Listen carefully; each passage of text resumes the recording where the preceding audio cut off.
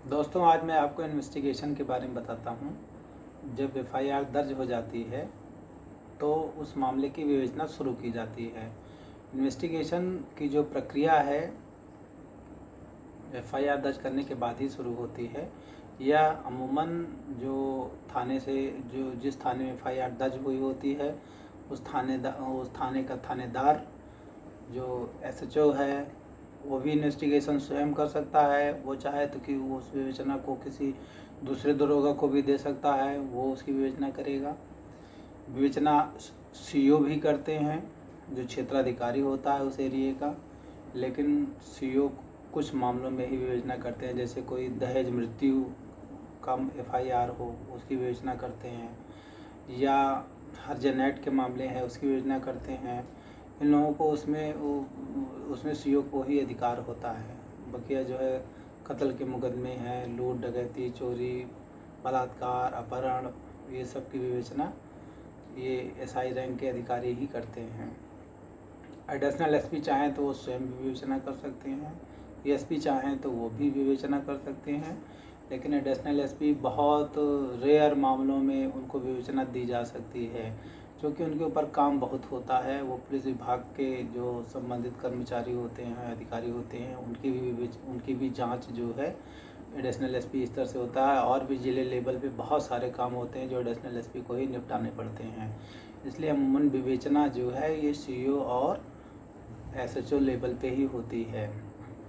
Investigation का process में ये है कि एफआईआर दर्ज होने के बाद एक नकलची कटती है, जिसमें उसमें हर चीज़ का तस्करा दिया जाता है कि एफआईआर करता आया हुआ है, कौन है एफआईआर करता, उसका पूरा नाम लिखा जाता है, उसके फादर नेम एड्रेस लिखा जाएगा, उसके साथ और कौन कौन लोग आए हुए हैं जो सूचना दे रहे हैं उनका भी नाम लिखा जाता है, किस घटना की सूचना दी जा रही है उसको लिखा जाता है। इसका सब पूरा तस्करा करते हुए ये उसमें एक नकलची कट के फिर एफआईआर की कापी सहित एक विवेचक को दे दिया जाता है कि आप इसकी विवेचना चालू करिए। विवेचना जब शुरू होती है तो जिस तरह का केस होता है उस तरह के उसमें जो है उसकी अपनी भूमिकाएं होती हैं। सपोज करिए कि अगर कोई मर्डर का केस है तो मर्डर के केस में विवेचक मर्डर केस में तो अमूमन आपको पता ही है कि कोई न कोई ज़रूर मरा हुआ होगा जिसकी हत्या हुई होगी। तो जहाँ पे हत्या हुई होती है उस जगह पे उसे जाना पड़ता है। जा कर के जो लाश है उसको आइडेंटिफाई करता है कि कौन आदमी है, कैसे मरा है, ये सब चीज़ों को उसे देखना पड़ेगा। यदि उस व्यक्ति की शिनाख्त हो जाती है कि ये फला व्यक्ति है तो वहाँ पे एक पंचनामा बनता है।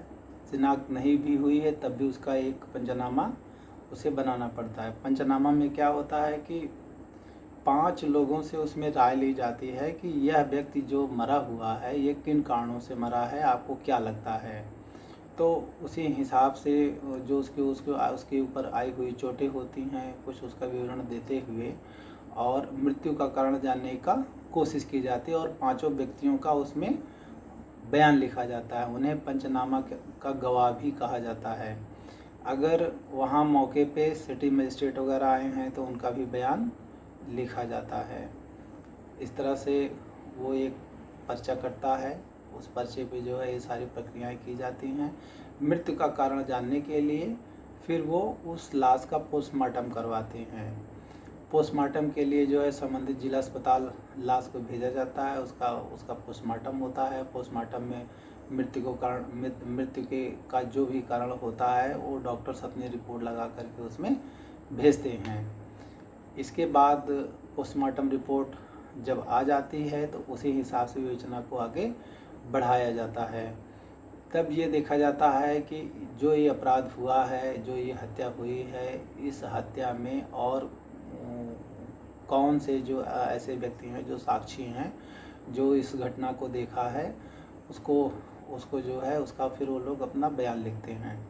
अपना सबका बयान लिखने के बाद जो भी सरकार पक्ष से गवाह लगता है कि हाँ ये अमुक अमुक लोग हैं जिन्होंने इस घटना को बारीकी से देखा है और ये घटना के बारे में बहुत सारी चीज़ें बता सकते हैं, घटना क्यों हुई है, घटना किसने की है, जो इन सब चीज़ों के बारे में बता सकता है उसका बयान वो अपनी सीडी पे दर्ज करता है। दर्ज करने के बाद वो जो डॉक्टर उसका पोस्टमार्टम किया होता है उस डॉक्टर का भी वो बयान अपने सीडी में दर्ज करते हैं। जिसने प्रथम सूचना रिपोर्ट दर्ज किया था उसका भी बयान वो अपनी सीडी में दर्ज करते हैं। इसके बाद विवेचक स्वयं अपना भी बयान उसमें दर्ज करता है कि अपनी विवेचना उसने किस तरह से किया और विवेचना के उपरांत उसने कौन कौन सी चीज़ें पाई, विवेचना में जो है जो तमाम प्रक्रियाएं हुई, कहाँ कहाँ वो स्वयं इन्वॉल्व रहा है डायरेक्ट रूप से, और ये सब करके उसको फिर वो कंप्लीट करता है, अपनी पूरी विवेचना को वो कंप्लीट करता है। इसके बाद वो कोशिश करता है, विवेचना के दौरान ही उसकी कोशिश रहती है कि हम अभियुक्तों को गिरफ्तार करें। अभियुक्त को गिरफ्तार करने के उपरांत अगर अभियुक्त के पास से कोई रिकवरी हुई है, उस अपराध को कारित करने में जिस भी हथियार का इस्तेमाल किया गया है, रिकवरी हो पा रही तो रिकवरी करेगा। एक रिकवरी मेमो अलग से बनती है और रिकवरी करने के उपरांत फिर अभियुक्त का भी बयान सीडी पे अंकित होता है। अभियुक्त के बयान के उपरांत फिर वो अपना एक वो फाइनल फाइंडिंग निकालता है कि हम दौरान विवेचना जो है हमें कौन सा अपराध कारित होना पाया गया। जैसा एफआईआर के एलिगेशंस थे, एफआईआर के एलिगेशंस में कौन कौन से अपराध थे जो कि साबित हुए हैं, उन अपराधों से संबंधित जो धाराएं हैं, अगर उसे लगता है कि इसमें कुछ धाराओं की बढ़ोतरी की जा सकती है तो उन धाराओं की बढ़ोतरी करते हुए अपनी एक फाइनल फाइंडिंग देता है। और अगर उसे लगता है कि इसमें अभियुक्तों के विरुद्ध अपराध बनता है तो वो एक आरोप पत्र बनाता है। आरोप पत्र में जो है न्यायालय, संबंधित न्यायालय के लिए वो एक प्रेयर करता है कि अभियुक्तों के विरुद्ध फला फला धाराओं में अपराध जो है विवेचना के दौरान पाया गया है, इनके द्वारा कारित करना पाया गया है, अतः इन्हें समन कर दंडित किया जाए। एक प्रेयर रहती है और उसमें आरोप पत्र एक संख्या चढ़ती है, उसके पीछे उसके साथ में जो है गवाहों की एक सूची भी संलग्न की जाती है। ये सब कंप्लीट करके वो जो है फिर वो विवेचना अपना कंप्लीट करके वो सीओ को, संबंधित क्षेत्राधिकारी को अपनी फाइल रिपोर्ट भेज देता है। सीओ के यहाँ से एक काउंटर साइन होते हुए वो फाइल जो है एसपीओ ऑफिस चली जाती है ताकि उस पर कोई लीगल एडवाइस ले ली जाए कि क्या इसमें विवेचना में कोई कमी उम्मीद तो नहीं है। अगर एडवाइस उसमें लगता है कि नहीं विवेचना से वो संतुष्ट हैं तो फाइल वहीं से संबंधित न्यायालय को प्रेषित की जाती है और इसके आगे जो है फिर जुडिशियल प्रोसेस चालू हो जाता है। विवेचना, ये जो विवेचना की प्रक्रिया है ये आज़ादी के पहले से इसी तरह से विवेचना होती रही है और आज़ादी के बाद विवेचना इसी तरह से है। यद्यपि यह विवेचना बहुत पारदर्शी नहीं है, जो मेरा मानना है, क्योंकि 17 साल की वकालत में मैंने देखा है कि एक विवेचक को सीआरपीसी में इतना पावर दिया गया है कि वो जिसका चाहे नाम बढ़ा दे, जिसका चाहे वो नाम निकाल दे। ऐसा जो है, अगर किसी एक थाना के दरोगा को या एक क्षेत्राधिकारी को इस तरह का अगर पावर दिया जा रहा है तो यह ज़रूर सोचना चाहिए कि वह अपने इस पावर का वो मिसयूज़ कर सकता है। और अमूमन बहुत सारी विवेचनाओं में जो है अपने पावर का मिसयूज़ भी करता है, जिसको चाहे उसका नाम बढ़ा देता है, जिसका नाम चाहता है वो निकाल भी देता है। ये उसकी अपनी मर्जी पे होता है। अब ऐसे सिचुएशंस में अगर देखी जाए तो जो वाइट कॉलर पर्सन हैं, जो बड़े लोग हैं, बड़े अधिकारी हैं, नेता हैं और जो बहुत पैसे वाले लोग हैं, वो विवेचना को प्रभावित कर सकते हैं। और वो विवेचना को प्रभावित ना करें इसके लिए कोई विशेष हमारे यहाँ व्यवस्था नहीं है। जो भी विवेचना के दौरान अगर कोई गड़बड़ी हो रही है तो जो भी पीड़ित पक्षकार है, अगर माननीय उच्च न्यायालय चला जाता है तो माननीय उच्च न्यायालय के मॉनिटरिंग में चांसेस बन जाते हैं कि विवेचना जो है पारदर्शी हो, लेकिन वो भी वादी पक्ष के माध्यम से। और अभियुक्त पक्ष जो है अगर विवेचना की मॉनिटरिंग कराना चाहे तो उसके लिए बहुत कठिन बात होती है। इसलिए विवेचक जो है अगर उसको किसी को निकालना है तो जाहिर सी बात है कि वो कुछ न कुछ उससे बेनिफिट पा करके ही उसे उसका नाम निकालेगा, नहीं तो ऐसे कोई किसी का नाम भी नहीं निकालता है। तो इस तरह से जो है ये उसके जो है अपने मॉरल पे निर्भर करता है कि वो किसी को छोड़ दे या ना छोड़े। मेरा मानना है कि देश के आज़ादी के 74 वर्ष बीत गए हैं। हर देश कभी जो है अंग्रेज़ों का गुलाम रहा है, लेकिन हर देश ने अपने यहाँ विवेचना की प्रक्रिया को बहुत साफ़ सुथरा बनाया। लेकिन अभी भी हमारे हिंदुस्तान में विवेचना को जो है साफ़ सुथरा नहीं बनाया गया है, जबकि विवेचना ही जो है किसी भी केस का मूल आधार है। अगर सरकार शुरू से उसे गलत कह के जो है कोर्ट तक भेज रही, तो जाहिर सी बात है कि उसी प्रक्रिया से आगे चल कर के कोई बेगुनाह भी जेल काट सकता है। अमूमन ऐसा बहुत सारे केसों में देखा गया है कि लोग बेगुनाही में जेल काटते हैं, मारा कोई और है, जेल कोई और काटता है। कभी कभार ऐसा भी होता है कि मारा कोई और है, उसके साथ 2 लोग और बेचारे जो नाजायज़ पता चला कि वो घटना के समय कहीं और गए हुए थे, उनका उस घटना से कोई लेना देना नहीं था, फिर भी वो आ गए। ऐसे में हमारे यहाँ की स्थिति इतनी गंभीर होती जा रही है कि आज एफआईआर इतना बलशाली मान लिया जाता है कि अगर एफआईआर किसी भी व्यक्ति के विरुद्ध हो जाए, वो चाहे जितना बड़ा पद पे हो, उसके अंदर भी एक खौफ पैदा हो जाता है कि ये क्या हो गया, अब मैं क्या करूं। जबकि एफआईआर दर्ज होने के उपरांत जो है निर्दोष आदमी के अंदर बिल्कुल भय नहीं होना चाहिए। यह चीज़ सरकार को तय करनी चाहिए। अन्य देशों में ये व्यवस्था बनाया गया है कि वहाँ पुलिस को 2 भागों में डिवाइड कर दिया गया है।